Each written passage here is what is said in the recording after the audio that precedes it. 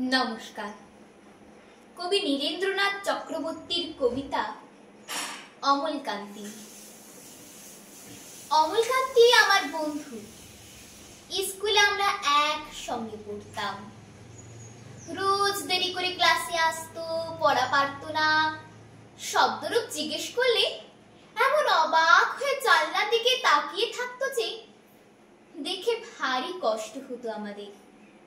আমরা কেউ মাস্টার হতে চেয়েছিলাম, কেউ ডাক্তার, কেউ উকিল। অমলকান্তি সেসব কিছু হতে চায়নি। সে রোদ্দুর হতে চেয়েছিল। ক্ষান্ত বর্ষণ কান্দাকা বিকেলের সেই রাজক রোদ্দুর, জাম আর জামরুলের পাতায় যা নাকি অল্প একটু হাসির মতন লেগে থাকে। আমরা কেউ মাস্টার হয়েছি, কেউ ডাক্তার, কেউ উকিল। অমলকান্তি রোদ্দুর হতে পারেনি।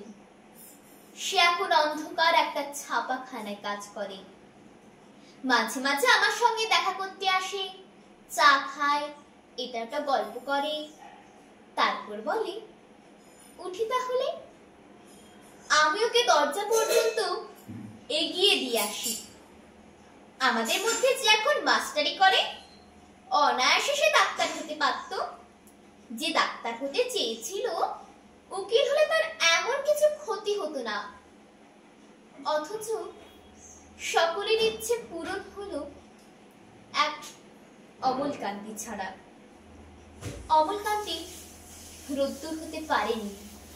সেই অমলকান্তি রোদ্দুরের কথা ভাবতে ভাবতে ভাবতে ভাবতে যে একদিন রোদ্দুর হয়ে যেতে চেয়েছিল। নমস্কার।